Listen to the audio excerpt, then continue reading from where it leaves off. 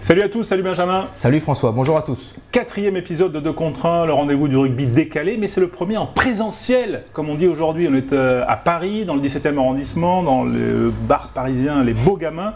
Et tu as choisi d'inviter un joueur du Stade Français, Yohan Maestri.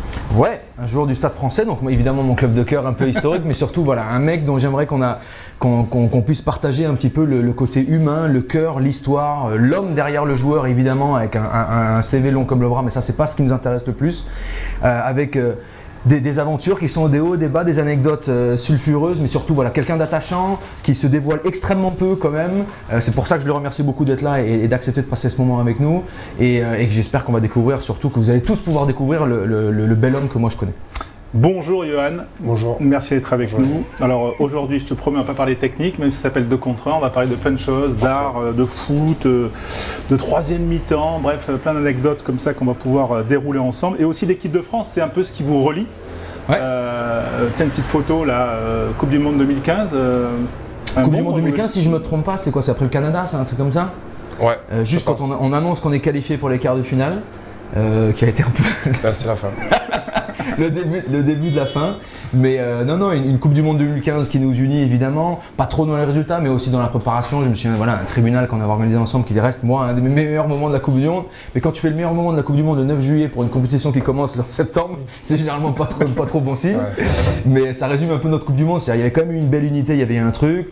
Et puis deux, trois anecdotes quand même importantes qui nous lient. Je me souviens d'un match contre les Blacks où un mec 20 mètres derrière moi il dit pousse-toi à la caisse, pousse-toi à la caisse. Ils avaient mis un coup de cigare à Richie Mako qui essayait de gratter un ballon. Ça avait fait un clou comme si tu avais pris un espèce de réverbère. Au final, l'autre n'avait pas bougé d'un centimètre, enfin avait secoué la tête. S'était relevé. Toi, tu t'es relevé, on disait reviens-y, enculé. Ça n'avait pas suffi. On avait parlé après le match, on avait bien rigolé. Quel platane, l'autre, il était imbougeable. Ouais, incroyable. C'était quel match? C'était pas la Coupe du Monde, ce match-là? Non, tournée. Tournée 2013 peut-être? Non, c'était au Stade de France. Exactement. 2013, on joue en juin 2013, on les joue 3 fois, et après on les reçoit en novembre 2013, exactement. Ouais, Richie Mako, c'est notre photo numéro 2, voilà, et c'est, voilà, c'était quand même un poison dans les rucks, voilà, et donc même le coup de casque arrivé à 10 000, il bougeait pas, Yohan. Non, bien sûr. Mais immense joueur. Moi, pour moi, le plus grand joueur que j'ai rencontré, et après le plus grand joueur que j'ai vu aussi évoluer à la télé.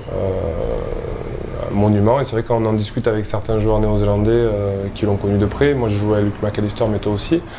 Voilà, ils te disent tous que c'était un mec qui avait un engagement féroce à l'entraînement, dans sa vie au jour le jour. J'avais vu un film aussi. Ils ont fait un film sur lui il y a quelques années là. Pour sa dernière année de compétition, et voilà, c'était un énorme joueur, donc il y avait une abnégation et qui a emmené son équipe, et c'est vrai que depuis qu'il est parti quand même, ils ont gardé un très très bon niveau, mais ils l'ont pas encore remplacé, et je pense qu'il sera très très compliqué de remplacer un joueur comme ça. Justement, c'est peut-être le lien aussi avec ta culture toulonnaise, la culture quand même du jeu un peu dur. Voilà, il faut justement d'abord gagner ce rugby des zones de combat pour pouvoir ensuite aller dans les espaces. C'est important.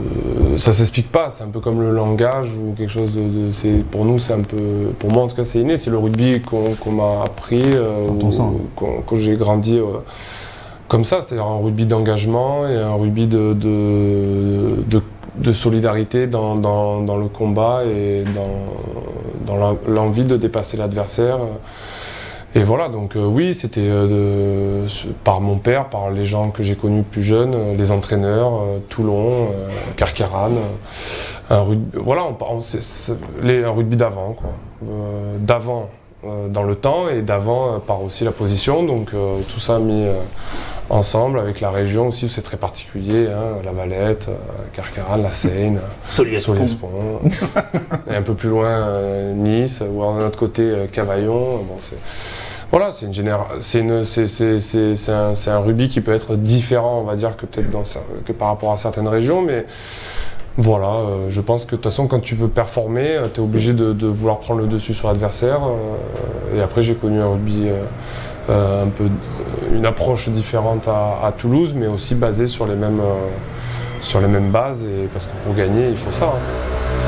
On va boire des coups quand même pendant cette petite heure qu'on va passer ensemble. J'osais pas. Parce que voilà, merci. C'est important, c'est ça l'esprit de contre 1, c'est boire un verre et partager des moments. La toulonitude entre guillemets, elle est aussi incarnée par une génération qu'on a connue, que toi tu connais aussi, c'est-à-dire notamment cette photo, hein, ce sont les finalistes de la finale 71. Ouais, c'est une photo qui est dans ma chambre d'enfant, chez mes parents. Ça représentait la fierté de... Moi je jouais à Carqueiranne, j'ai joué tout petit, après j'ai arrêté le rugby, j'ai repris à 14 ans, 13-14 ans, et j'ai fait 2 saisons en minime à Carqueiranne, et après j'avais été recruté en cadet par Toulon, qui est le gros club de la région.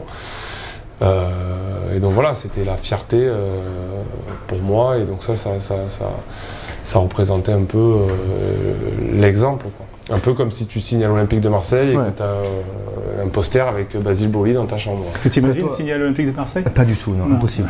Il faut savoir d'où on vient. Gardien des mini-poussins de l'équipe 2 du PSG. Okay. C'est pas donné à tout le monde, je me suis entraîné au camp des loges, j'avais une licence au PSG. Donc je me considère un peu dans... Voilà, je suis le petit fillot d'Ibra, quoi. Très clairement, c'est un peu ça. Mais non, mais sans rire, toi tu le diras pas, maman, mais... Cette réputation de joueur guerrier qui baisse pas les yeux, qui lâche rien devant l'adversité, c'est un truc que tu as fait à Toulon, que tu as emmené avec toi en équipe de France jeune, que tu as amené avec toi à Toulouse et que tu amènes avec toi au Stade Français et en équipe de France. Donc très clairement, c'est pour ça le contrat il est rempli. Qualité, défaut, plein de fois on en avait parlé tous les deux, on a le droit de faire des en avant, on a le droit de se tromper, on a le droit de tout ce que tu veux. Par contre, c'est la façon dont tu te comportes et l'aura que tu dégages en disant non, moi écoute, j'affronte les problèmes droit devant, et c'est ça que tu voulais dégager, laisser derrière toi. Ben, très clairement, ça tu l'as fait quand même, t'en es conscient. Ouais, bah, bien sûr. En tout cas, il faut savoir, comme vous l'avez très bien dit, voilà, savoir d'où tu viens. Moi, c'est mon rugby, et c'est ce qui a fait que j'ai pu avoir vivre de très grands moments et avoir une carrière qui me plaît. Après, on est tous différents. Moi, je me retrouve là-dedans, et c'est vrai que j'y prends aussi du plaisir, tu vois, à faire des choses qui peuvent être un peu barbantes, mais qui sont importantes pour l'équipe. Tu vois, voilà, on parlait des rucks, les molles portés, la défense des molles portés, il y a des façons de le faire. Les soutiens, la défense, la mêlée. La mêlée, on y laisse énormément d'énergie, tu vois, en mêlée. Donc, soit tu pousses à 200%, soit tu t'économises. Mais ça te définit. Est-ce qu'il poussait à 200%? Non, mais ça te définit. Là, je suis hyper sérieux. Un deuxième ligne qui aime la mêlée, ça te définit son profil psychologique. Et je te parle pas de puissance physique, ça n'a absolument rien à voir. Il y a des dinosaures qui sont nuls à chier en mêlée, et à l'inverse, tu as des baguettes qui, pour je sais pas quelle raison, sont bons. Mais une des raisons pour laquelle ils sont bons, c'est parce qu'ils aiment ça. Mama, il en fait partie. Mama, c'était de ceux, bon, lui en plus il est costaud, mais il faisait partie de ceux qui s'excitaient à l'idée d'aller défoncer un mec en mêlée. Moi, c'est mon truc. Après, il y en a, c'est d'autres choses. Voilà. Mais c'est ça qui est bien aussi dans le rugby, je trouve, et il faut le garder. On a tous un rugby différent, je pense, et on a nos aspirations, et on est arrivé jeune au rugby pour différentes raisons, et ça, il faut savoir le garder. Et il y en a qui ont envie un peu plus de briller, ou qui ont besoin de cette reconnaissance personnelle. Il y en a, ils ont besoin d'une reconnaissance par le groupe, par le ventre, entre guillemets. Et donc voilà, donc tu te cherches un peu, et après tu grandis, et après au bout d'un moment ça se calme tout ça, et t'as juste qu'une envie, c'est de partager des grands moments avec les mecs et d'être performant. Donc c'est ça qui est important. Mais bon, après ça c'est ma conception, hein, c'est pas... Ouais, mais celle-là, elle transpire sur les autres quand même, c'est un truc que tu sais. C'est aussi pour ça, capitaine, pas capitaine, peu importe. Ton rôle de leader, il a toujours été comme ça. Quand tu as un mec qui est capable de te mettre ça dans le sang, eh ben ça se répand sur toute une équipe. Ouais. Et ça, quand même, mais tu as raison. Mais je suis de plus en plus ouvert avec l'âge, peut-être, mais il te faut aussi des individualités, et surtout des individualistes, entre guillemets, même si c'est dur à entendre, et même moi, ça me fait dur à le dire. Mais il te faut des mecs un peu plus buteurs ou des mecs qui vont s'économiser, être un peu plus, ils vont avoir un rugby entre guillemets qu'on va dire plus malin, tu vois, parce que ils vont être placés au bon moment, ils vont attendre le ballon. Parce que il te faut des mecs besogneux qui travaillent pour l'équipe et qui rechignent jamais à la tâche, et il te faut un peu des deux. Donc c'est un mélange, et c'est là. Toi, tu en as connu des grands entraîneurs, des grands managers, moi aussi. Tous différents, mais c'est vrai que le parfait amalgame dans le rugby, c'est de trouver voilà, un peu de faire cohabiter ces différentes personnalités, et ça te fait une grande équipe quoi, à l'arrivée. Le manque de résultats qu'il y a eu sur la période que tu as passé en équipe de France, qui n'est peut-être pas terminé hein, d'ailleurs, sait-on jamais, hein, les carrières sont longues, ça peut rebondir, ça t'a pesé, on a l'impression un peu qu'on a, entre guillemets, sacrifié une génération. Non, on n'a pas sacrifié. Moi, je pense vraiment pas qu'on a sacrifié une génération. Bien sûr que ça nous pesait parce que nous, on n'avait qu'une envie, c'était de gagner. T'es un compétiteur, ça nous a jamais fait sourire ou on n'a jamais été heureux de perdre. On s'est beaucoup engagé, on s'est beaucoup préparé. Il y a tellement de joueurs qui sont passés à ce moment-là aussi, il y a tellement de joueurs qui ont souffert qu'on s'est bien rendu compte au bout d'un moment, les mecs qui étaient dedans, que c'était pas une question individuelle, c'était une question un peu une question globale de système ou de préparation, d'organisation. Mais voilà, mais on a eu des moments incroyables, on a fait des matchs où on a complètement explosé, et on a été ridicule comme en 2015 au quart de finale, mais il y a eu des matchs aussi où on a été tout prêt sur des tournées, de faire basculer les choses et d'avoir des bonnes performances. Voilà, on en garde des grands souvenirs, et en tout cas ce qui est sûr c'est qu'on nous a donné cette mission-là, on ne l'a pas relevée en termes de résultats, mais on l'a relevée en termes d'attitude, 90% des cas, et 10% des cas bien sûr, des fois on n'a pas été au niveau comme ça arrive dans le sport. Bon allez, on va boire un petit coup, on va trinquer quand même, hein, c'est la fin de cette première partie. Heureusement.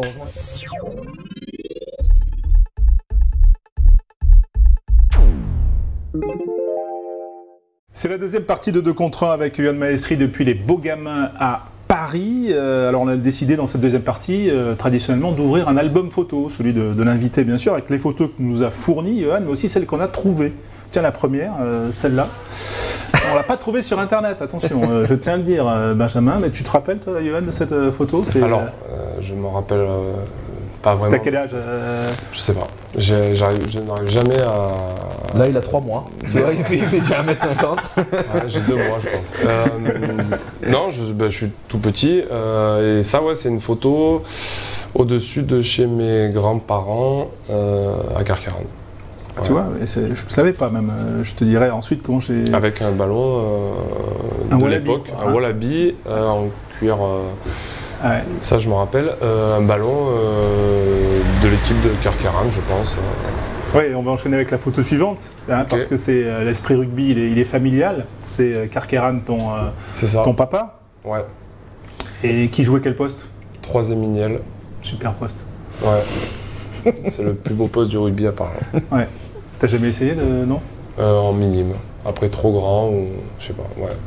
Non, mais souvent, pas assez d'efforts en mêlée, quoi. 3e ligne, assez... Ouais, mais à part, non, mais c'est un sport, c'est un poste superbe. Hein.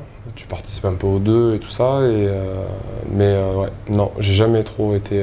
C'est pour les mecs qui n'ont pas le courage de jouer 2e ligne, très clairement. Ou pas les jambes. Je sais pas, tu aurais pu choisir un autre sport, le foot. Par exemple. J'ai été au foot, je me prenais pour un footballeur quand j'étais petit, donc ça c'est vrai, je suis un peu plus âgé que la première photo, et ouais, c'est à Carqueiranne aussi. Non, tu joues à Nantes là. Ouais, c'est vrai, mais c'était les couleurs. Et d'ailleurs le foot, le rugby, j'aimais pas trop ça quand j'étais petit, que je m'étais mis, donc j'avais arrêté. Et après il y a eu l'effet 98 aussi, Coupe du Monde de foot. Donc là j'étais allé au foot et j'ai joué pendant 3 ans, de 10 à 13 ans, et après c'est là que je suis retourné au rugby. Ah ouais, c'est la photo suivante, hein, 98, qu'est-ce qui a été le déclic? C'est de voir la liesse, c'est... Ouais. Ouais, je sais pas. Quand t'es... On m'a jamais poussé à faire quoi que ce soit dans ma vie, à part d'être sage, arrêter les conneries, les bêtises, les devoirs. Et l'école, c'était très important. Et après, le sport, je faisais ce que je voulais, tant que je décidais un sport en début d'année et que je m'y tenais. Voilà. Donc là, c'était l'époque foot, on y allait, on rigolait. Alors que Benjamin, il est allé au mini poussin du PSG, mais ils n'ont absolument pas voulu te garder. Toi. Non, bizarrement, il n'y avait plus de place. Et puis je rentrais pas dans les shorts à l'époque. Déjà, mi bouboule, écoute, incroyable. Mais tu vois, le foot, ça me fait penser à un truc. Quand tu parlais de ce qui nous unit en équipe de France, tous les mecs de cette génération-là peuvent te dire qu'un déjeuner à Marcoussis en compagnie d'Yoann Maestri, Yannick Nyanga, où tu commences à parler Ligue des Champions au foot, bah déjà tu manges pendant 4 heures à peu près, ça ne s'arrête jamais. Et puis lui, il savait comment lui mettre des pièces à peu près tout le temps. Tu lui dis Ibrahimovic mérite le ballon d'or. Waouh, c'était parti pendant une semaine de discussion. Tu peux pas dire ça, à sortir des stats et compagnie. Mais tu sentais que c'était plus qu'un amour du jeu. Il adore cet univers-là. Tu vois, ça c'est un autre souvenir qu'on peut avoir. Mais ça, c'est lié à quoi? À une passion de jeune? Des champions qui t'ont marqué? Alors, la petite histoire, c'est que quand j'étais enfant, on avait au collège et au lycée. Après, au lycée, je suis parti à l'internat, je suis revenu, c'était un peu complexe. Mais au collège, on n'avait pas le droit de regarder la télé le soir avec mon frère. Donc, on rentrait, c'était les devoirs. On dînait et ensuite on repartait dîner, retravailler un petit peu et après c'était extinction des feux et compagnie quoi. Voilà, mais ça se passait très bien. Et les seuls moments où on pouvait regarder un peu la télévision, c'était à l'époque quand TF1 diffusait la Ligue des Champions, les demi et la finale. Et moi, il faut savoir qu'en 96, 97, 98, c'est la Juventus de Turin qui fait 3 finales. La première, il la gagne et les 2 autres, ils les perdent. Et donc moi, avec Zidane. C'est ça. Et étant d'origine italienne, donc étant petit, je me prends de passion pour cette équipe. Et avec Filippo Inzaghi, il y avait Ravanelli aussi au début, Peruzzi le gardien, Ferrara. Bon bref, ils avaient une super équipe. Pavel Nedved, c'est après ou c'est ça? Pavel Nedved, c'est après. Ouais. Et donc c'est la passion foot qui est arrivée là, quoi. Et après, en grandissant, je m'y suis réintéressé, j'ai lu des trucs. Et c'est vrai qu'avec Yannick Nyanga, avec qui j'ai longtemps joué au Stade Toulousain, qui est passionné de foot aussi, on se faisait des débats. Ça pouvait durer très longtemps. Inarrêtable sur le foot. Ouais. Bon, on va voir la photo suivante justement parce que la Juve c'est une passion quand même au point. Le short, on a enquêté quand même. Le short juste en dessous des pecs. Bon, c'est une photo un peu déconne, mais c'était ça, c'est finale. On est en tournée et la Juve va jouer la finale contre le Real de Madrid. Bon, ils en ont pris 3-1, je crois. Ça c'est 3-1. Les personnes qui m'ont donné cette photo m'ont dit ça devrait lui évoquer quelque chose. Alors elle est un peu floue, c'est vrai, mais toi tu es en vert avec les béquilles. Oh là là. Ouais. Ben ouais, j'étais jeune, très jeune et insouciant, con, on va dire.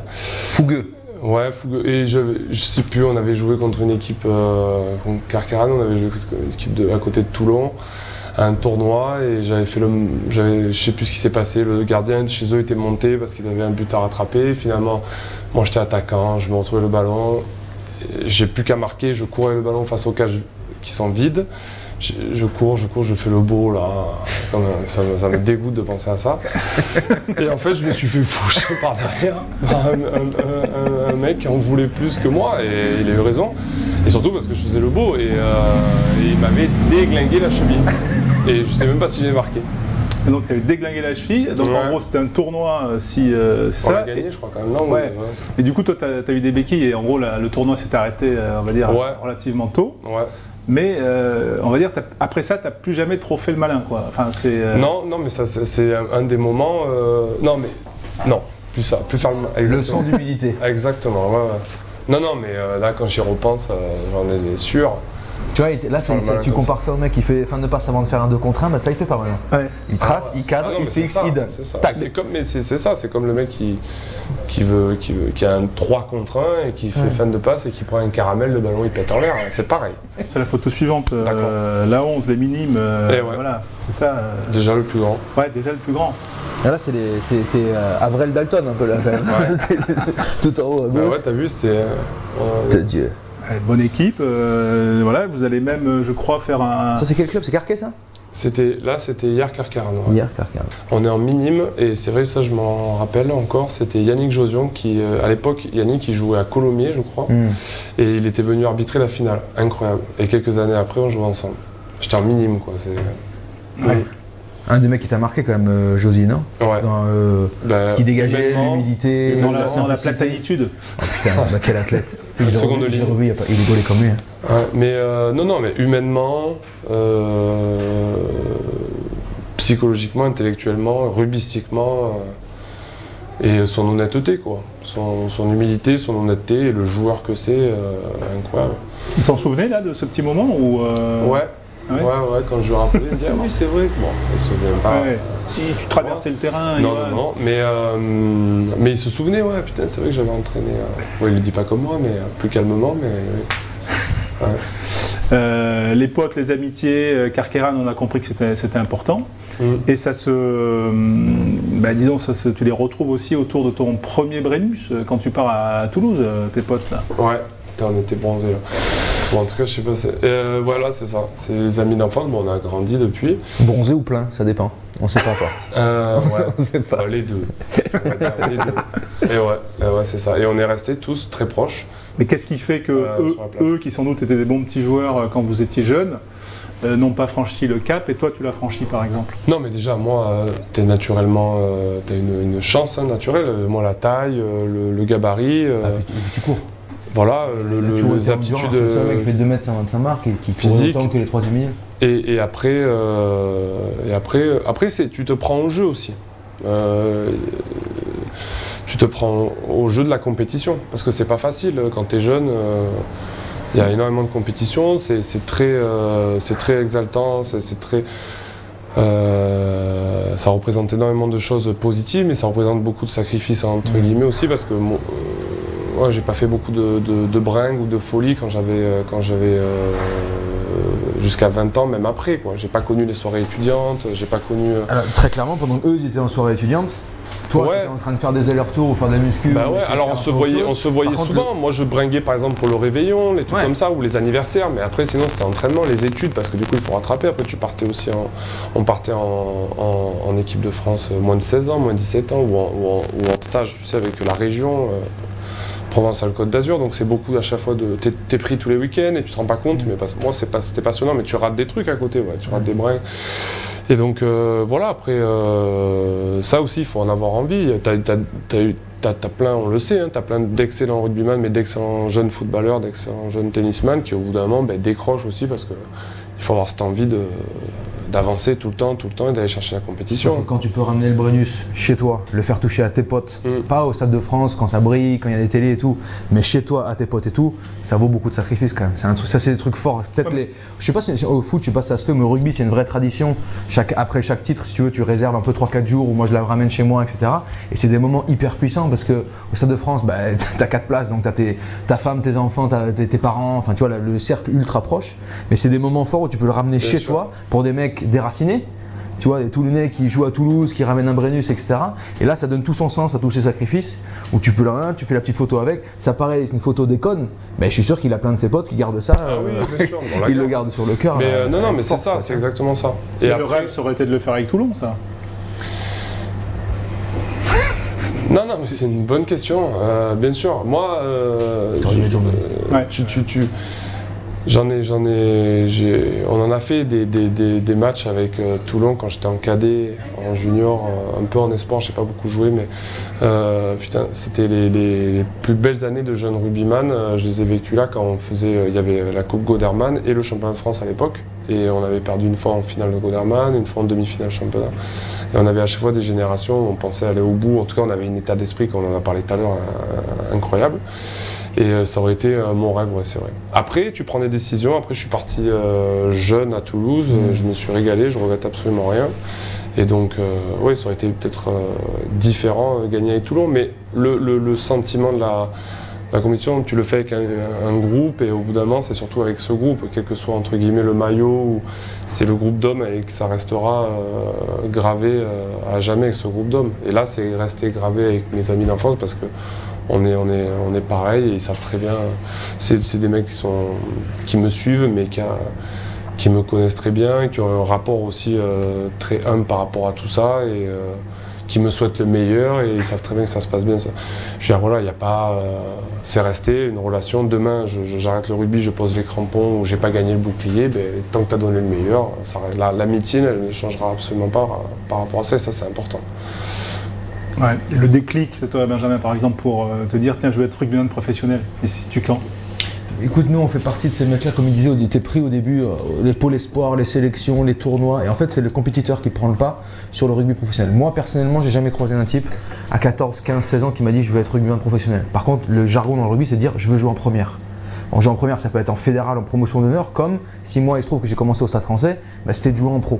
Mais le but c'est juste de monter. Tu as envie d'être surclassé, tu as envie d'être pris en TADI, tu as envie d'être tu as pris en réchelle, puis tu vas être le meilleur. Hein, et c'est plus l'esprit de compétition qui vient. Et il se trouve qu'à la fin, jouer en première, ça voulait dire en plus être payé. Bon, bah, mortel. C'est encore mieux, dans ces cas-là, ça permet de faire encore plus de sacrifices. Mais c'est vraiment, en tout cas à mon époque, c'était comme ça. La sienne, peut-être, c'était juste la transition entre les mecs qui commençaient à prendre ça très sérieusement. Ouais. Mais maintenant, malheureusement, c'est plus le cas. Tu parles à Gaël Ficou, qui est un peu ton petit fillot.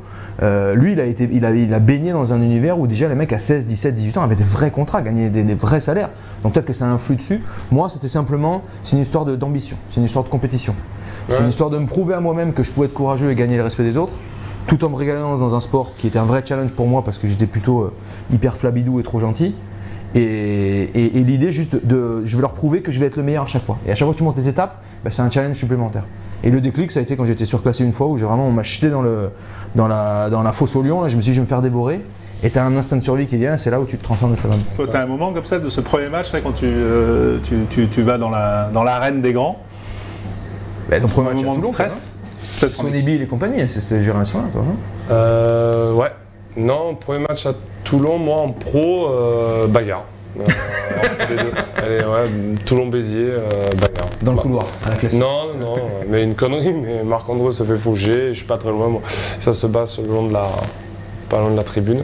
Mais voilà, moi, après, j'étais très jeune. Non, et après, ouais, des moments où on te met un peu la pression comme ça, mais bien sûr, il y en a eu, et c'est vrai qu'il faut arriver à dealer avec ça, quoi. Mais c'est vrai que c'est pas facile. Et je comprends que certains, du coup, au bout d'un moment, disent bon, c'est bon, de la pression comme ça, un peu trop constante, ou eh bien, il y en a qui se décrochent un peu du sport de compétition et de cette ultra compétition. Il faut pouvoir l'avaler, ça c'est sûr. Quand tu as pris le rouge contre les Tonga au Havre, tu étais dans une détresse absolue d'avoir laissé tomber l'équipe et de te dire que tu avais un peu pas pété les plombs, mais tu avais répondu en tout cas à une attaque. Et que tu t'en voulais, donc ça c'est pas l'origine du mec qui t'a mis 2 fringues et puis qui sort en disant putain j'aurais aimé lui en mettre une 3e, quoi, tu vois. C'est très clairement qu'il sait faire la part des choses entre oui, bon, il faut être à la limite de la débilitude dans le combat, dans l'agressivité et tout, mais lui très clairement c'est la nouvelle génération qui sait que plus loin ça a des sanctions et tu vas sanctionner l'équipe en premier et ça il a pas envie de le faire.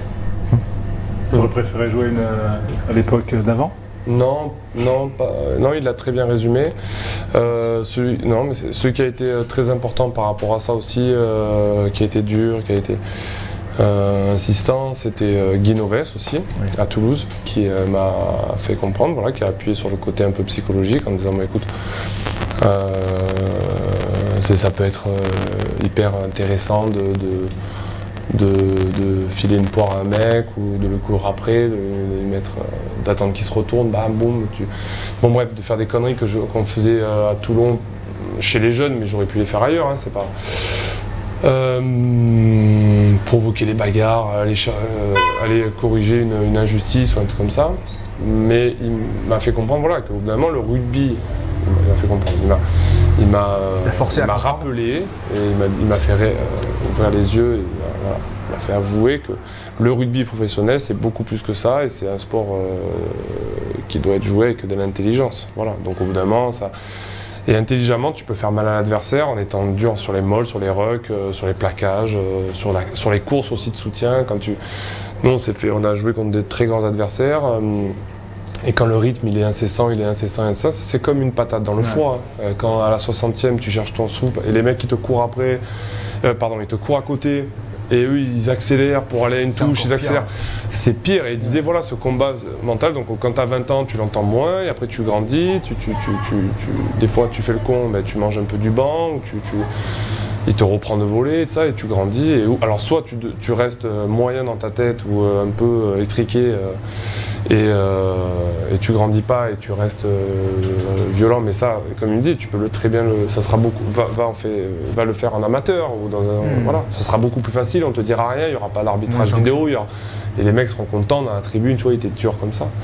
Ou alors tu veux jouer un rugby de haut niveau et en jouer beaucoup dans l'année, donc si tu veux, ben, tu es obligé d'être discipliné. Sinon, ça tu joues c'est pas. l'ambition du compétiteur. Mais juste pour revenir sur Guinovet, je me souviens, tu m'avais dit gros respect, gros manager, un vrai manager, pas entraîneur, vraiment le vrai manager. Enfin, c'était à cette époque-là où tu y étais. Et je crois qu'on était en équipe de France ensemble, une période où Toulouse perd genre 9 matchs d'affilée ou un truc comme ça. Un truc lunaire qui n'arrive quasiment jamais. Ou peut-être vous gagnez un match en 10 matchs, je me souviens plus, un truc comme ça. Et après Toulouse renaît de ses cendres, un peu la classique quoi, si tu veux. Et je me souviens, j'avais discuté avec lui et là tu m'avais dit non, gros respect pour le manager, parce qu'après la première défaite, tout le monde tremblement de terre, tu perds à la piole, Toulouse, c'était pas ton samedi lambda quoi. Et l'autre dit mais non, il est resté calme, machin, il dit, écoute, et puis plus t'en perdais des matchs, plus tu dis un jour il va péter un plomb, Et maman il m'avait dit non, son seul discours c'était de dire plus on en perd, plus le premier qu'on va gagner, on n'en perdra plus jamais après, vous verrez. Et tu vois en fait, au final ils en ont gagné 1 et ils en ont perdu 9, mais après ils ont gagné 13 d'affilée ou je sais plus trop combien. Et c'est là où il m'avait dit écoute l'autre, là il a vu dans le brouillard, là où moi je voyais rien. Et c'était vraiment ça la force du manager, tu vois, c'était de se dire quand tout le monde a un peu navigue à vue, mais lui il a gardé un cap, et il avait réglé tout le monde dans un moment qui était quand même sacrément tremblement de terre pour un club comme Toulouse. Ouais, bien sûr. Bon après, plus tu grandis, là aussi pareil, hein, c'est comme quand tes parents, moi je le suis pas, mais tu vois quand tu grandis, tu vois les choses différentes. Je pense qu'il avait aussi peur que nous. Peut-être que lui, il avait des comptes à rendre. Il avait des comptes à rendre au plus haut, mais à nous, il ne nous montrait pas, et du coup ça te galvanise. Voilà, mais en fait, tu sais, c'est de la manipulation entre guillemets, de la psychologie. Voilà, un homme en veut un autre. Après, c'est l'expérience qui change et qui t'amène un peu à avoir un point de vue différent. On parle de rugby aussi, mais c'est pas toute ta vie, loin de là, Johan. Et bon, on sait, quand on connaît, qu'on lit un petit peu pas mal de choses autour de toi, que tu es intéressé par l'art. La preuve en photo, c'est la 15, Thierry. J'ai cru que tu montrais moi. Non, voilà. L'art. C'est là où je te dis que Jean-Marc Doussin est un sacré pote à toi quand même. Ouais. Parce que j'ai essayé de gratter, j'ai dit vous partez en week-end à Amsterdam tous les deux, c'est ça que tu m'envoies comme photo. Il m'a dit je te jure, il m'a traîné dans toutes les galeries d'art de la ville et on s'est régalé. Voilà. Ouais, Jean-Marc, petit coquin qui a envoyé ça j'imagine. Ben c'est toi Jean-Marc là, tu vois. Voilà. C'est Jean-Marc. Jean-Marc il est en rouge sur la photo. Voilà, il est là, regardez. Et oui. Moi, Et d'où vient cette passion en fait? Alors, quand j'étais enfant, on y revient. Donc, mon père était dessinateur industriel. Mes grands-parents étaient paysans, donc horticulteurs. Carqueiranne, c'est très connu pour la culture des fleurs et des tulipes. Donc mes grands-parents étaient horticulteurs, paysans. Mon père, lui, avait fait des études à la Seine, au chantier naval, dessinateur industriel. Et quand j'étais plus jeune et que j'ai commencé à grandir, je l'ai toujours vu dessiner, mais surtout des plans et tout ça. Et c'est lui qui avait dessiné la maison, qui est aujourd'hui la maison de mes parents, parce qu'il a dessiné la maison, après il l'avait réalisé, ça a mis du temps, il avait tout construit. Voilà, donc je l'ai toujours vu très précis comme ça, crayon à la main et tout ça, et ça m'a toujours plu. Après, en grandissant, je m'étais passionné pour des BD, des mangas, tout comme ça. Après, le rugby m'a pris énormément de temps et d'énergie. Tu étais allé plus loin que le bac? Moi, j'ai fait le bac, j'ai fait un bac scientifique, donc on était assez contents. On était un bon nombre de notre génération au Pôle Espoir de hier à avoir fait ça. Et après, j'aurais bien aimé faire un truc un peu plus artistique et tout ça, mais je m'étais inscrit à la fac de Toulon dans un tronc assez commun. Et après, j'ai signé très jeune, en pro espoir à l'époque à Toulon, mais du coup j'étais impliqué dans les matchs en seconde division, en Pro D2, et du coup je ne pouvais plus aller à la fac. Mais des années après, oui, j'ai eu envie d'utiliser un peu le temps libre que j'avais pour faire autre chose et développer autre chose. Alors ça aurait pu être un business, ça aurait pu être plein d'autres trucs. Et en fait, j'ai ouvert une galerie d'art à Toulouse pour plébisciter la création, les jeunes artistes, certains artistes que je connaissais, certains artistes que je rencontrais. Et c'était hyper enrichissant culturellement pour moi, mais aussi pour les gens que j'appréciais. Et en fait, c'était pareil, c'est du partage, parce que honnêtement, c'était pas financièrement, je m'y retrouvais pas. Par contre, je m'y retrouvais humainement et ça me sortait du rugby, mais au-delà de me sortir du rugby, ça m'apportait et c'était hyper enrichissant culturellement. Donc oui, c'est quelque chose qui m'a toujours intéressé. Et donc ouais, là, on était parti avec Jean-Marc il n'y a pas longtemps en week-end et il a fait cette photo qu'il trouvait sympa. Est-ce qu'on peut dire, sans connaître tout le marché, est-ce qu'on peut dire que tu es le galeriste le plus gaillard du monde? On peut le dire ça? Je sais pas. C'est pas loin d'être la vérité quand même. C'est pas loin d'être la vérité. C'est pas loin peut-être d'être la vérité. Peut-être, ouais. Mais alors aujourd'hui, la galerie n'existe plus. Mais bon, un jour, on ne sait pas de quoi demain sera fait. Après, il ne faut pas oublier un truc, c'est que Pierre Soulages, qui est quand même le peintre français le plus a été rugbyman à Rodez et fan de rugby. Et je ne l'ai jamais rencontré, mais on m'a dit que c'était quand même un mec assez costaud. Et dans le rugby, on a la chance, il faut le savoir, et c'est bien d'avoir de la discrétion. Moi, j'en parle pas trop. Bien sûr que ça s'est su et tout ça, mais j'ai jamais fait. J'ai pas voulu faire d'émissions trop sur ça et tout ça. C'est un peu mon jardin secret aussi, c'est ma vie. Mais tu as des rugbyman qui sont penchés sur plein d'autres choses plutôt artistiques. Fred Michalak avait un studio d'enregistrement de musique à Toulouse, il a toujours été branché comme ça, il y a eu plein de joueurs. Rémi Grosso fait plein de dessins, on se lance là-dedans. Et voilà. Et Jean-Pierre, bien sûr. On va juste quand même regarder la photo suivante. Je ne sais pas si tu l'as acheté cette toile, mais elle t'inspire. Oui, ça c'est une toile donc, de Gerhard Richter, c'est Sommertag je crois. Et ouais, c'est une toile que j'ai eu la chance de voir il y a quelques années au Grand Palais. Il y avait une expo sur les jardins et la forêt. Et ça c'est une toile incroyable de ce peintre autrichien ou allemand. Bon, voilà, je peux pas l'acheter parce que c'est pas. Mais en vrai, elle doit faire 1m90 sur 1m50 et c'est incroyable. C'est flou, c'est incroyable. T'as l'impression que c'est une photo. Voilà, bon, il faut le voir en vrai, c'est particulier. Bon, on a fait ce qu'on a pu. Hein. Oui, on a fait ce qu'on a pu. Mais bon, la prochaine émission, on l'achète. Ouais. T'as une œuvre, toi Moi, je suis comme lui. J'arrive pas trop à me. Tu vois, l'art contemporain, ou en tout cas, comment on dit ça, le Picasso et compagnie, j'arrive pas trop à me projeter dans quelque chose qui me fait vibrer. Par contre, la technicité, c'est quelque chose qui m'impressionne beaucoup. Et si je me trompe pas, le petit musée qui est en face du Louvre, c'est pas l'Orangerie, dans le petit parc qui est devant. Et j'ai vu les nymphéas de Monet, c'est ça? Ouais. Qui est un truc qui fait à peu près 10 mètres de long sur 2 mètres de hauteur. Enfin, c'est lunaire comme technique. Et ça repose, c'est un petit peu ça. Je crois qu'il y a 1000 verres différents, etc. Donc j'aime la technique, le côté impressionnant. Tu vois, le radeau de la Méduse ou ce genre de truc où ça te. Tu dis waouh, comment le mec techniquement est-ce qu'il a fait à faire rejaillir autant de trucs. Voilà, c'est ça qui m'impressionne. Je suis un peu comme lui. J'aime être impressionné par la technique de l'artiste. Et tu peins les murs? Non, ouais, ça peut m'arriver de le faire occasionnellement comme ça et tout, mais non. Peut-être qu'après le rugby, ça sera quelque chose que je développerai plus, mais pas pour l'instant.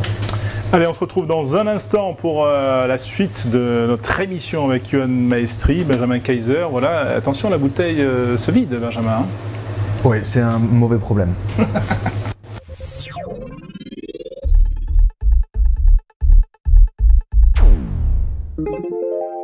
C'est la troisième partie de 2 contre 1, le rugby décalé, toujours beau gamin avec Yoann Maestri. On va découvrir ton 15 type, hein, la composition que tu as concoctée, puis quelques souvenirs cocasses de troisième mi-temps, bien sûr. Mais avant cela, petit dossier en photo, le numéro 18, mon cher Thierry. Tiens, voilà, c'est aussi une autre passion, celle-ci. Je me suis mis récemment, polo. Écoute, ouais, pourquoi pas? Tu t'es excusé? Oui. Là, il a à peu près 4 vertèbres de pété, le cheval. Non, il a déjà 2 gaines de genoux. C'est pas bien.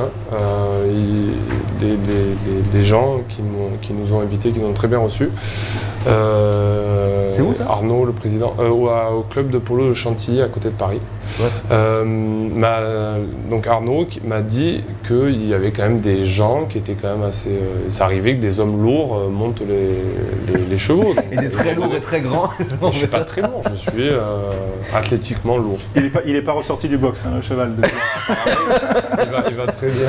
Oh merde. Bon, on va parler de ton 15, la composition qu'on t'a demandé de faire. Est-ce qu'il y a un talonneur ou un pilier que tu aurais rêvé un peu de calmer un peu à l'ancienne? Je sais pas, Benjamin K par exemple? Non. Impossible. Non. Ça m'est arrivé, pour la petite anecdote, une fois avec França. On était en effet, quand j'étais beaucoup plus jeune, on était parti faire une tournée en Roumanie. Il y avait un tournoi à l'époque, França en Roumanie avec... On était aux États-Unis l'année d'après, mais l'année d'avant c'était Roumanie. Ouais. Écosse A, Uruguay, Roumanie et Angleterre A ou un truc comme ça. Et on avait fait la finale du tournoi contre l'Écosse. Et je jouais là, je poussais à gauche et c'était Yannick Forestier qui était devant moi et qui m'a dit putain j'en peux plus et tout. Bon, j'étais plus jeune, et il m'a dit si tu veux passer le bras. Donc j'avais passé le bras et franchement je m'étais appliqué.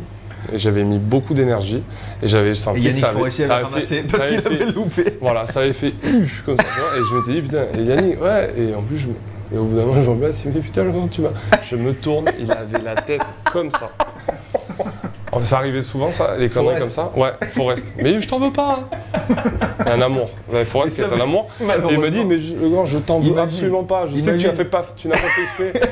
Imagine 800 kg de barba qui poussent les uns contre les autres. Quand il dit tendre le bras, c'est parce qu'ils passent leur bras de liaison dans les pilars. Il a qu'à le lâcher. En gros, il a 6 têtes devant lui, 3 premières lignes, c'est emboîté. Faut à peu près viser pas trop mal. Sauf qu'il peut pas regarder où il tire.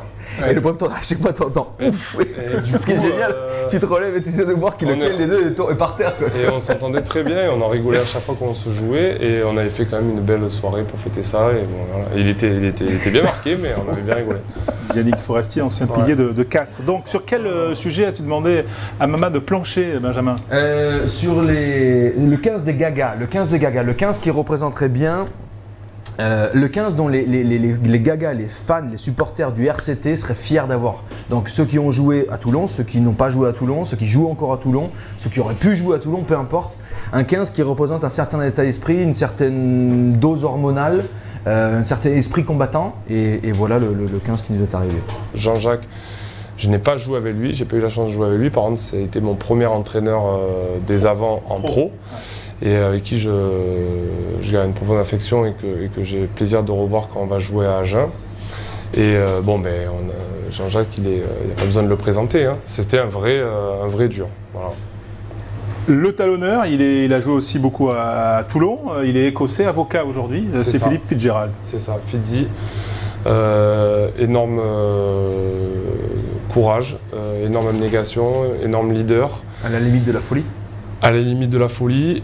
Des deux côtés, parce que ce qui est fou, tu l'as rappelé, c'est qu'il est quand même avocat à Toulon, avocat français, qui est écossais, qui est arrivé, je pense qu'il avait 19 ans, je ne vais pas me dire de bêtises, mais il avait 19 ans quand il est arrivé à Toulon. Et être avocat aujourd'hui au pénal en France, c'est assez incroyable. Et il a un parcours incroyable et c'était un joueur et un homme incroyable. Sushi, très gentil, mais bon, voilà, hein, je sais et que si demain il y avait un gros combat à mener, il serait là et une puissance folle, un super mec et qui a raccroché ses crampons cette année. Ouais. Deuxième ligne, le Devedec, Julien, qui vient de signer à Provence Rugby. J'ai mis un peu une touche d'exotisme dans ma composition, donc il y a un joueur devant, un joueur derrière, qui est plutôt là pour profiter un peu du dégât. Pour surfer sur les autres gagas. Voilà, et des copeaux que font les autres pour eux. Donc Juju en fait partie, on est très proches, c'est quelqu'un que j'estime beaucoup. Un super joueur de ballon. Exactement, un super joueur de ballon et on verra, il aura une connexion particulière avec un joueur de derrière tout à l'heure. Donc c'est un peu ma touche. Bon, il est là, hein, si jamais il faut filer un mauvais coup. C'est la danseuse. Il est là, non, mais j'ai souvenir d'une bagarre Brive-Grenoble où il n'a pas laissé sa parole. C'est le joueur stratège du paquet d'avant, voilà. mais j'ai choisi voilà, pour ça. Associé à Patricio Albacete. Ouais, donc un monument, énorme compétiteur, énorme joueur, courage exceptionnel, pas violent et méchant du mauvais côté, mais par contre une énorme abnégation et un courage et une solidarité sans faille. Troisième ligne, géorgien, et il a porté longtemps les couleurs de Toulon, Ouais. Gia Labadze. Pareil, donc Guilla avec qui j'ai commencé, C'est une légende, qui était phénoménal aussi par son engagement et son appétit pour le combat, un énorme mec qui m'a beaucoup apporté quand j'ai commencé ma carrière. Donc Willem Albert, que j'ai connu au Stade Français, que j'avais connu avant en tant qu'adversaire, donc énorme numéro 8, très costaud, énorme défenseur. Comment c'est quoi son mec. nom déjà? C'est le briseur d'os ou le bone breaker, je sais pas quoi. Voilà. Et, c'est un boucher. Pour que les Sudaf disent que c'est un boucher, c'est que c'est franchement super joueur et un gros combattant. Donc le 7, c'est Swané Toevalu.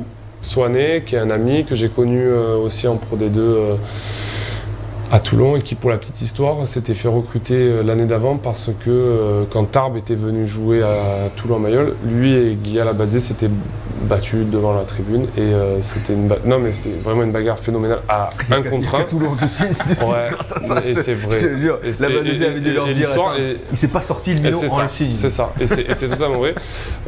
Donc un mec exceptionnel que je prends, que je revois souvent.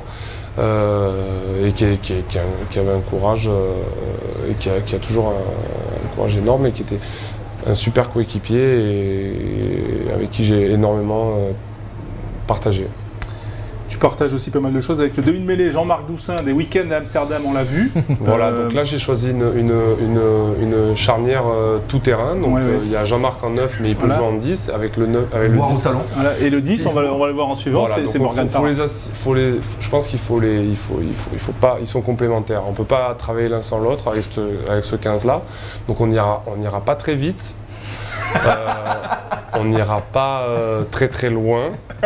Mais par contre, les mecs qui vont venir en face, là, ils vont tomber. Et ils vont se dire, ah, les deux petits, là, je vais y aller. Donc Morgan et Jean-Marc, bon, ils ne sont pas taillés pareil. Hein. Ils étaient taillés pareil avant que Jean-Marc mange 50 kilos de viande par jour. Mais des énormes défenseurs, des courageux. Et puis ils aiment ça. Incroyables. Des vrais leaders. Et voilà, des mecs qui reculeront devant rien. Jean-Marc, il a plus de cicatrices sur la tronche qu'un paquet de joueurs de devant. Et Morgan, il est même plus à... On connaît son tempérament de guerrier et de compétiteur et de râleur incroyable. Lequel rentre le plus dans la tête des avants? Morgan. Rentre de plus dans... Mais parce que Jean-Marc Doussin, c'est un peu plus taiseux quand même, plus respectueux. C'est un avant dans le cœur avec une technique de 3/4 si tu veux. Mais par contre, un gros défenseur, Morgan, c'est une énigme. Morgan, c'est un cerveau qui est beaucoup plus gros que son corps. Et il est épuisant. C'était le seul demi-mêlée qui voulait défendre tous les pick and go, qui sont obligés de sortir de là. Parce que son but, c'est de s'assommer pour montrer qu'il veut tout donner pour l'équipe. Ouais, c'est ça. C'est pas son but, tu vois, mais son plaisir ultime, comme lui, c'était de jamais se sortir. C'est de montrer qu'il était prêt à se sacrifier. Donc plus ils étaient gros, plus il a envie de se jeter dans les genoux, histoire de montrer que si moi je peux le faire, eh ben les solides comme lui, ils ont intérêt de le faire 10 fois plus. C'était un peu ça sa façon de motiver les autres. Mais du coup, c'était épuisant parce qu'il se protégeait jamais, quoi. C'est ça. Les 3/4 à l'aile gauche, Djibril Camara. Djibril, c'est la science du jeu, quoi. Le placement, la retenue. Le stratège, ouais. Le stratège puncher, quand même. Exactement, beaucoup de sang-froid, c'est ce qui définit Djibril. Non, Djibril n'est plus à présenter, c'est pareil, c'est un énorme compétiteur. Je l'ai connu, j'ai eu la chance, on s'est connus à 16 ans. Lui, il est de génération 89, moi je suis 88, on avait joué au Pays de Galles ensemble. Je crois que déjà là, il en avait fait des siennes. C'est là le Coupe du Monde quand même.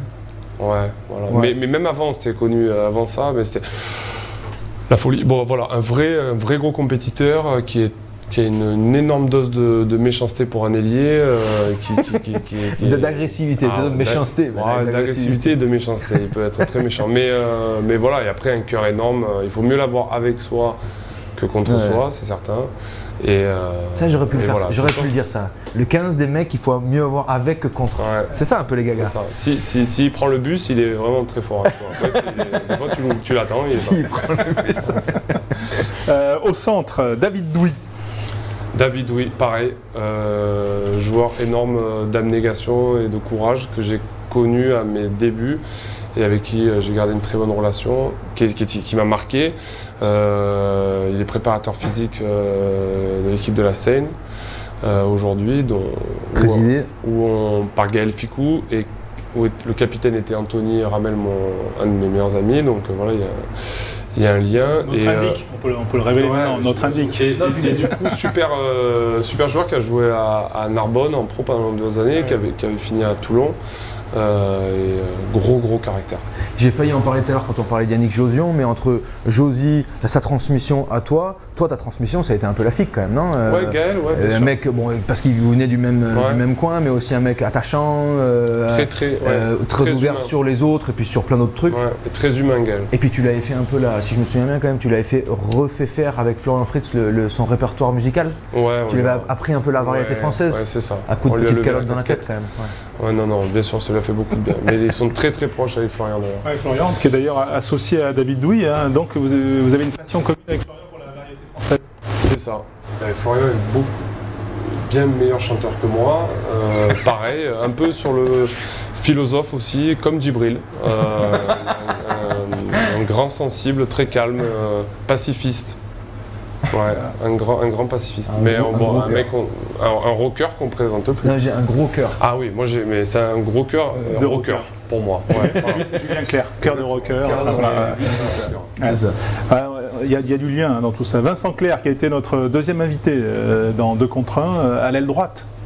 Et Vincent, parce que malgré le côté belle gueule et tout ça, et la publicité et tout, énorme compétiteur, gros guerrier dans son registre, mais voilà, qui a eu une carrière exceptionnelle et mine de rien qu'il la doit à un énorme mental et une envie à chaque fois de remporter son duel. C'est toujours ce qui m'a marqué chez lui, malgré voilà, l'image qu'on en a. Du genre idéal. Nous, on en a une très bonne image, hein, parce qu'on l'a découvert en vrai. Bien sûr, il nous a révélé quelques secrets. D'ailleurs, on espère que tu vas. Vincent Clerc qui a terminé aussi sa carrière à Toulon, donc ce qui vous réunit encore. Et puis Clément Poitrenaud est à l'arrière. Et bien voilà. Et le lien avec Julien Ledebedec, le joueur qui va profiter un peu du dégât occasionné par les autres, qui va réfléchir pour Jean-Marc et Morgane. Clément, voilà, qui est le joueur, à mon avis, l'arrière qu'il te faut avec une équipe comme ça. Voilà. Pour s'offrir un soliste créateur. Exactement, un soliste créateur, mais au-delà de ça, énorme quand même sur les ballons hauts et un coéquipier et un joueur d'une fluidité et d'une vivacité incroyable. Donc je me dis, loin d'être dégueulasse. Voilà, je me dis qu'avec les dégâts que peuvent te faire Jean-Jacques, Guilla, Soané, Pato et tout ça, Clément aura pas mal d'espace à prendre. Le plus gros pénible que tu as croisé? Tu as eu Jamie Conmore, Bakis Bota. Après, ce qu'il faut comprendre, c'est que quand tu jouais une équipe dans laquelle jouait Mama, il faisait partie comme Jamie, comme Bakis Bota, oui, des mecs qui symbolisaient le combat, mais c'était l'option numéro 1, c'était que lui, il fallait l'attaquer. Jamie Conmore, il savait très bien que sur un match, si Mama est brillé, ça veut dire que lui, il faisait pas tout à fait bien son taf. Ouais. De la même manière qu'à chaque fois que Jamie jouait Paul O'Connell, son but c'était de le fumer, que dès qu'il jouait Bakis Bota, il y avait des duels dans les duels, tu vois, donc évidemment voilà, les mecs se retrouvent vite entre eux. Après ouais, Paul O'Connell, c'était un sacré joueur, mais sur un autre critère. C'est vrai que Jamie Conmore, par contre, c'était plus physique et tout, il pouvait vraiment, il essayait moi j'étais plus jeune, mais il essayait de te diminuer physiquement, tu vois. Et Paul O'Connell, lui, c'était un peu plus déjà ce rugby porté sur la performance et sur lui, c'était 80 km/h toute la partie. Voilà, toute la partie, et il t'éteignait par ce rythme, quoi. Une petite question Instagram, puisque vous le savez sur le compte 2 contre 1, eh bien vous pouvez poser vos questions. Est-ce que tu aurais une anecdote de déplacement à raconter, déplacement en bus, hein, c'est ça? Ils prennent plus de bus et des jets privés, les gars. C'est Stade Français. Non, c'est compliqué, mais ça fait partie des secrets de vestiaire. Mais non, si j'en ai une. Moi, j'en raconterai plus tard, mais il a raison, il faut les garder. Une anecdote, c'est Stéphane Champ, quand j'étais en cadet, qui prenait. Le frère d'Éric. Hein. Le frère d'Éric Champ, qui nous entraînait en cadet, junior et tout ça, qui prenait plaisir à choisir souvent un joueur un peu leader. Et à venir l'emmerder au fond du bus quand on était plus jeune, devant les autres, et lui mettre une rouste. Et c'est vrai qu'on attendait ce moment-là avec beaucoup d'attention, alors qu'il était beaucoup plus âgé que nous, mais voilà, c'était oui, ça à l'époque. Vous aviez 20 ans d'écart. La photo numéro 20, voilà, c'est justement avec les potes, Gaël Ficou et Julien Levedec, voilà, pour introduire quand même la plus grosse bringue, voilà, la troisième mi-temps. Voilà, on a envie d'en savoir un petit peu plus. Est-ce que vous avez partagé un truc, à part le tribunal? Tribunal, ouais. Oh, des bringues, bien sûr, on a partagé des mémorables. Ce tribunal, il était vraiment beau. Alors, il faut développer parce que ça veut dire tribunal, vous avez jugé les coachs, on a compris. Vous avez le procès des coachs. On avait organisé un ventre-glisse concours de cul-sec histoire de mettre tout le monde un petit peu dans l'ambiance, déjà, de les détendre très tranquillement. On avait surtout, franchement, c'est une bêtise, mais ce qui avait fait ce tribunal, outre l'organisation, les blagues, etc., moi j'avais regroupé tous les. C'est un truc très anglo-saxon, le tribunal. Donc j'avais regroupé plein d'expériences que j'avais eues. Et Mama, qui était un peu DJ, m'avait dit est-ce qu'on pourrait pas utiliser comment on peut dire ça, la bande-son d'Interville. Et écoute-moi. Le la la la la la la la la la la la, et ben il a marché absolument du tonnerre. Et donc l'autre le lançait à peu près toutes les 15 secondes où tout le monde devait se mettre debout, faire un cul sec, etc. Non, ça avait été lunaire où il y avait eu des avocats mais qui étaient soit fidjiens, marocains ou bref, ils devaient s'exprimer dans leur langue natale, donc évidemment que les victimes ne pouvaient pas trop se défendre, que les coachs avaient bien ramassé, que Yannick Bru ne s'est pas si bien lancé que ça, que Patrice Lagisquet est très très mauvais aux espèces d'auto-tamponneuses, comment ça, les bubble man, je sais plus comment c'est. On avait fait une compile, ça avait été un purgatoire, hein. Il s'était fait assassiner par l'ensemble du groupe, que Philippe Saint-André était pas bon aux interviews quand il était jeune. Et au final, on s'était vraiment marré, quoi. Voilà. T'as de bons souvenirs, hein. C'est exactement ça. Ouais. La phrase de motive inoubliable. Ou la motivation d'un match est inoubliable. Moi, personnellement, j'en ai une. Hein. Donc, si tu le dis pas, moi, je le dirai. Je le dis tout de suite. La remise de maillot des filles. Nous, on avait Guy Noves qui était très fort pour motiver les troupes avant les matchs. Et après, on a connu des moments aussi en équipe de France particuliers. Voilà. Après, tu vois, il est dans sa retenue. Philippe Saint-André avait décidé de dire, ce qui était plutôt une très bonne idée d'ailleurs à la base, on avait vécu des super bons moments, de faire venir des anciens pour la remise des maillots d'avant-match la veille des matchs. C'est ça, je crois que c'était la veille des matchs. Et on a eu. Avant de prendre le bus. 4 heures avant, à 4 heures avant le match. Et donc on a vu. On a vu les premières lignes, donc je disais d'Intrance et Garouet pour les premières lignes de l'épopée 77. On avait eu Serge Blanco, on avait eu Loulou Armari qui avait été top. On en a eu plein. Mais c'est vrai qu'on était arrivé avant un match, je me souviens plus quel match c'était, mais c'était un match du tournoi parce qu'il avait parlé des Italiens avant. On avait eu Eric Champ. Donc on parlait de Gaga Attitude, c'était quand même lunaire qui nous avait commencé le truc, mais c'était franchement… Photo numéro 4, Thierry. Et là c'était lunaire, j'ai l'impression de vivre un film de Pagnol où il avait commencé, la tête dans le vague, et de dire les gars, quand Philippe m'a demandé, et bon je fais pas l'accent parce que j'ai du respect pour vous, mais les gars, Philippe m'a demandé, je suis parti faire un footing, j'ai vu un mec qui m'a regardé de travers, j'ai failli lui mettre un coup de casque. Et il a commencé son discours comme ça. Oh, il parle aux premières lignes, machin, puis là il me chope Mama, il me dit hey, Johan, t'en es content de Thomas, tu es là? C'est ça qu'on t'a appris à Toulon. Et je vois Mama qui commence à s'énerver. En plus, il lui tend un peu la main pour lui dire merci pour le maillot. Il commence à avoir la main moite. Je me dis là, je crois qu'il va le plomber. Non. Il faut vite passer à autre chose. Non, mais c'était un moment incroyable. Mais de toute façon, Eric, il avait mis tout son caractère, toute son émotion dans le moment. Et voilà, mais je pense qu'il avait absolument pas. Ce qui est fort, en tout cas, c'est sûr que c'était pas préparé, c'était pas joué. Mais bien sûr, avec le moment devant les hommes et tout ça, il avait explosé. Quoi. Et c'est vrai qu'on avait été marqué. Tu parlais pas beaucoup quand même. Hein. Ben non, on a été marqué. Moi, ça m'avait marqué parce que toi, tu as un match à jouer et c'est vrai que c'était un sacré moment. Mais après, je prends plaisir à le revoir à chaque fois et tout, c'est sûr. C'était la dernière. Hein. Après Philippe, il avait arrêté. Oui, les maillots. Ouais. C'était la dernière. Allez, pour terminer, le plus beau 2 contre 1 que tu as réussi, est-ce que 2 contre 1, on est quand même obligé. Alors, c'est pas moi qui l'ai réussi, c'est le 2 contre 1 en Coupe d'Europe avec Jean Bouillou où il traverse et je sors à hauteur et il me fait le 2 contre 1 contre l'arrière et je marque un des rares essais que j'ai marqué déjà. Et je pense mon premier, peut-être un des seuls essais en H-Cup au Stadium. Donc c'était Jean qui était quand même un sacré joueur et qui m'avait fait briller. On était très potes, donc je m'en souviens bien.